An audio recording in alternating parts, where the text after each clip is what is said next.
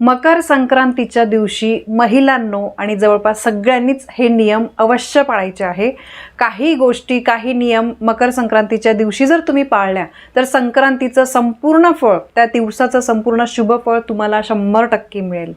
बघा, सण जे असतात त्या प्रत्येक सणाला काहीतरी महत्त्व असतं। त्या दिवशी काही नियमांचं पालन करायचंच असतं आणि काही गोष्टी आवर्जून करायच्या असतात, काही गोष्टी कटाक्षाने टाळायच्या असतात। संपूर्ण व्हिडिओ अगदी नीट ऐका, कारण बघा अतिशय महत्त्वाची माहिती आहे। आपण म्हणतो बघा, काही वाईट झालं की आपण पटकन नशिबाला दोष देतो की माझ्याच बाबतीत असं काय झालं, कोणाची तरी नजर लागली असेल, आपण दुसऱ्यांना पटकन दोष देतो। पण आपण विचार करत नाही की आपल्याकडून सुद्धा काहीतरी चुका झालेल्या असतात आणि शक्यतो आपण जे वागतो, आपण रोजच्या जीवनामध्ये जे वागतो, इतरांची वागतो, आपल्याकडून जी वर्तणूक होते, कोणाला काही कधी दुखावलं जातं, कोणाला कधी मदत करतो, तर त्या चांगल्या वाईट गोष्टींचा आपल्या आयुष्यावर चांगला वाईट परिणाम होत असतो। म्हणून आपल्या बाबतीत जे काही चांगलं घडतं ते आपल्या चांगल्या कर्मांमुळे घडतं, आपल्या बाबतीत जे काही वाईट घडतं ते आपल्या चुकांमुळे, दोषांमुळे घडत असतं। म्हणून काही सणांच्या दिवशी बघा अवश्य काही नियम पाळलेच गेले पाहिजे, हे खूप महत्त्वाचं आहे। म्हणून संक्रांतीच्या दिवशी काय करायचं, काय टाळायचं, कुठल्या नियमांचं पालन करायचं। आणि बघा, सण हे फक्त महिलांसाठी नसतात, घरातल्या सगळ्यांनी या नियमांचं पालन केलं गेलं पाहिजे। कारण संपूर्ण घरामध्ये आपण राहतो, त्या घराच्या चांगल्यासाठी, घरातल्या प्रत्येक व्यक्तीच्या प्रगतीसाठी आपण झटत असतो। म्हणून महिलांनीच हे नियम पाळले गेले असं नाही आहे, घरातल्या सगळ्यांनी लहानांपासून मोठ्यांपर्यंत हे नियम पाळायचे आहे। तर सगळ्यात पहिले म्हणजे मकर संक्रांतीच्या दिवशी लवकर उठा। बघा, स्कूलला सुट्टी असते त्यामुळे आपल्याला वाटतं की आज थोडंसं उशिरा उठू, पण असं चुकून सुद्धा करू नका। आपल्याला मकर संक्रांतीचा दिवस हा सूर्याचा दिवस मानला जातो, सूर्याचे प्रतीक म्हणून मकर संक्रांती दिवस साजरी केले जातो। तर त्यामुळे मकर संक्रांतीच्या दिवशी सूर्याला आपल्याला अर्घ्य द्यायचं आहे। अगदी 9 वाजता तुम्ही अर्घ्य देऊ नका। सगळ्यात पहिले उठून आपल्याला आंघोळ करायची आहे। आंघोळ केल्यानंतर सगळ्यात पहिले सूर्याला अर्घ्य द्यायचा आहे। परत सांगते, खूपदा सांगितलं आहे मी मागच्या व्हिडिओ, पण तांब्यामध्ये तुम्हाला पाणी, त्याच्यानंतर पांढरे तीळ, हळद, कुंकू किंवा तुम्ही अष्टगंध टाकू शकतात, फूल टाकायचं आहे आणि तुम्हाला सूर्याला अर्घ्य द्यायचं आहे। फ्लॅट सिस्टीममध्ये राहतात, बाथरूममध्ये तुम्ही आंघोळ झाल्यानंतर पूर्व दिशेला तोंड करून तुम्ही अर्घ्य द्या। ते फूल वगैरे काय पडलेले असेल ते उचलून नंतर झाडाला टाकायचं आहे। इतक्या सोप्या पद्धतीने अर्घ्य द्यायचं आहे। आणि लक्षात ठेवा, तांब्याच्या भांड्याशिवाय इतर कोणत्या पण पात्रातून, स्टीलच्या, पत्र्याच्या, प्लास्टिकच्या पात्रातून सूर्याला अर्घ्य पाणी अर्पण करू नका। ठीक आहे, तांब्यानेच करायचं आहे। यानंतर बघा, आपल्याला देवांची आंघोळ करायची आहे, देवांची पूजा करायची आहे। मुख्य दरवाजाच्या बाहेर तुम्हाला छान छोटीशी सुबक अशी रांगोळी काढा, पांढरी रांगोळी काढून त्यावर फक्त तुम्ही हळदी कुंकू टाकलं तरी सुद्धा चालेल, पण रांगोळी नक्की काढा। यानंतर मुख्य दरवाजा स्वच्छ करायचा आहे।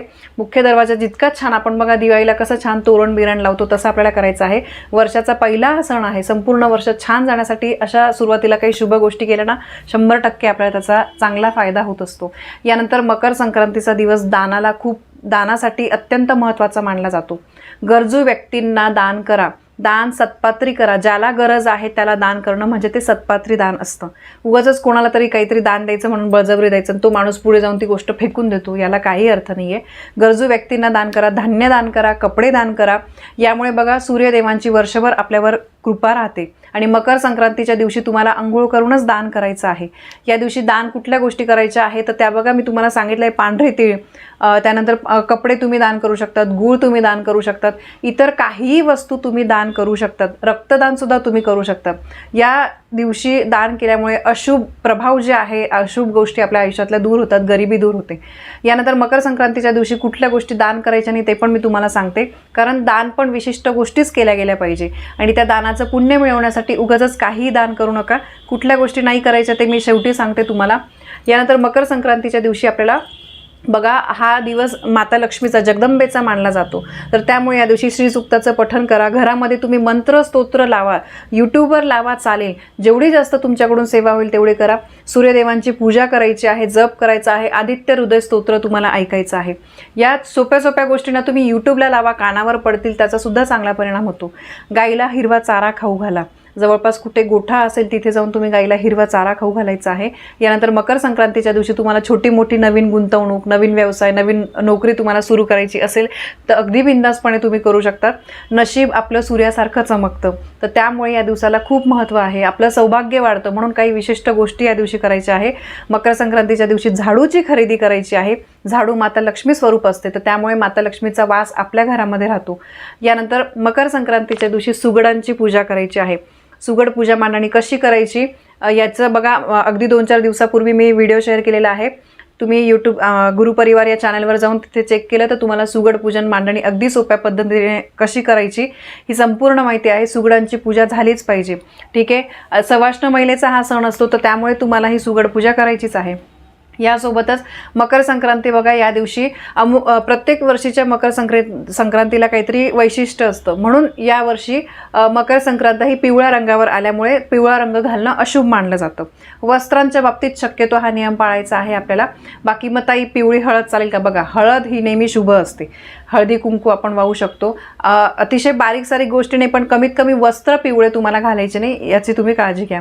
यानंतर मकर संक्रांतीच्या दिवशी तुम्ही हिरव्या रंगाच्या बांगड्या घाला, हिरव्या रंगाची साडी, त्यानंतर गुलाबी, केशरी, त्याच्यानंतर जांभळा या रंगाचे सुद्धा तुम्ही कपडे घालू शकतात. पण सवाष्ण महिलांनी शक्यतो हिरव्या रंगाच्या, लाल रंगाच्या बांगड्या तुम्ही नक्की घाला. हा रंग अतिशय शुभ असतो आणि हा सवाष्ण महिलांचा सण आहे. त्यामुळे स्त्रियांनी कसं अगदी आपल्या सवाष्णाचे सगळे दागिने घाला, जोडवे घाला, मंगळसूत्र घाला. त्यानंतर बघा तुम्ही टिकली लावा, सिंदूर लावा. आपण अमुक एक दिवशी बघा ऑफिसला वगैरे जातो त्यावेळेस समजा आपण लावत नाही, पण अमुक एक सणांच्या दिवशी छान आपण कसं सवाष्ण महिला ती दिसली पाहिजे तसंच आपल्याला सजायचं असतं. सॉरी. आता मकर संक्रांतीच्या दिवशी कुठल्या गोष्टींचं दान करू नये की ज्यामुळे त्याचा अशुभ प्रभाव आपल्या जीवनावर पडत असतो. नकारात्मक ऊर्जा जी आहे तर ती त्यामुळे निर्माण होते आणि मग परिणामी आपण केलेल्या सेवेचं फळ मिळत नाही. सगळ्यात पहिलं म्हणजे मकर संक्रांतीच्या दिवशी जर तुम्ही कपडे दान करत असाल तर काळ्या कपड्यांचं दान करू नका. बघा, काळे कपडे आपण मकर संक्रांतीच्या दिवशी घालू शकतो. त्याचं कारण पण मी सायंटिफिक आणि शास्त्रीय कारण दोघं सांगितले आहे. काळे कपडे दान केल्यामुळे अशुभ परिणाम आपल्या आयुष्यावर त्याचा पडतो आणि आपल्या कामामध्ये अडथळे निर्माण होतात. म्हणून ग्रहांचा अशुभ परिणाम जो आहे तो टाळण्यासाठी मकर संक्रांतीच्या दिवशी तुम्हाला कोणालाही काळे कपडे जे आहेत ते दान करायचे नाहीये.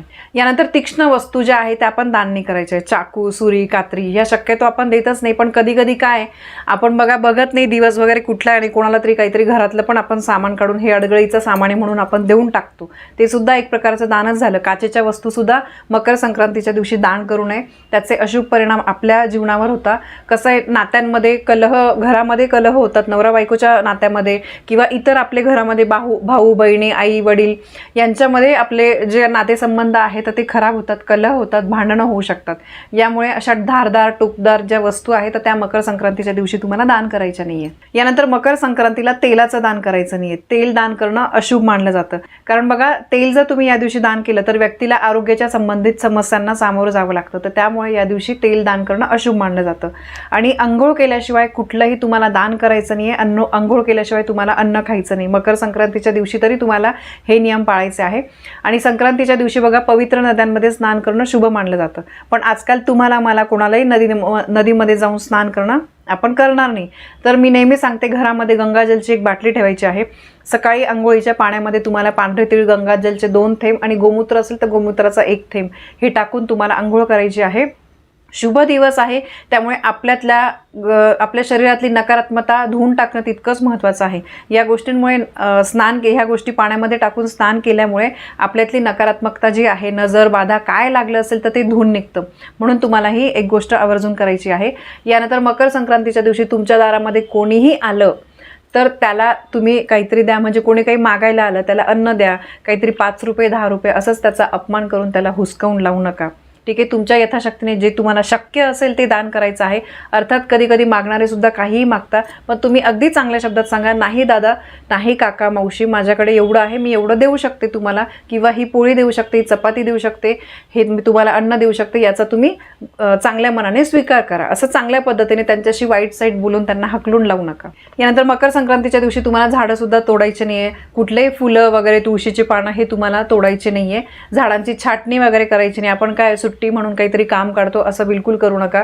कांदा लसूण शक्यतो खाल्लं जात नाही, पण हा नियम तुमच्याकडून शक्य असेल तर तुम्ही पाळा. कांदा लसूण खाल्ल्याने माणसाचा म्हणजे स्वभाव आहे ना तो तामसिक बनतो. हे तामसिक अन्न मानलं जातं. तर त्यामुळे बघा शक्यतो कांदा लसूण जो आहे तो खाऊ नये शुभ दिवशी असं म्हटलं जातं. यानंतर या संक्रांतीच्या दिवशी आपल्याला अतिशय आपलं मन शुद्ध ठेवायचं आहे. कोणाबद्दल काहीतरी कपटी विचार, काहीतरी कोणाची फसवणूक करणं, अपमान करणं या गोष्टी टाळल्याच गेल्या पाहिजे. घरामध्ये शिवीगाळ वगैरे अजिबात करू नका. बघा, या गोष्टींचा कुठे ना कुठे घरातल्या सगळ्यांवर परिणाम होत असतो, मुलांच्या प्रगतीवर त्याचा परिणाम होतो. यानंतर मद्यपान वगैरे या गोष्टी टाळल्या गेल्या पाहिजे. मांसाहार तर चुकून सुद्धा करायचा नाही आहे. वर्षातला पहिला सण आहे आणि त्या दिवशी आपण अशा चुका केल्या ना, मग संपूर्ण वर्ष आपलं असंच जातं. म्हणून या छोट्या गोष्टी दिसायला दिसतात, पण याचे परिणाम जे आहे भयंकर असतात. आणि हे जर नियम आपण पाळले ना, तर नक्कीच त्याचा चांगला परिणाम सुद्धा तुम्हाला काही दिवसातच दिसून येतो. नकारात्मकता जाते, सगळ्या गोष्टी छान आपल्या आयुष्यामध्ये घडत असतात. तर बघा, मकर संक्रांतीच्या दिवशी महिलांनो कुठले नियम पाळायचे आणि दादांनो सुद्धा सगळ्यांनी, घरातल्या सगळ्यांनी कुठले नियम पाळले गेले पाहिजे, ही अत्यंत महत्त्वाची माहिती मला तुमच्यापर्यंत पोहोचवायची होती. माहिती आवडली असेल तर व्हिडिओला लाईक करा, शेअर करा. आपल्या चॅनलवर नवीन असाल तर सबस्क्राईब नक्की करा. धन्यवाद. श्री स्वामी समर्थ.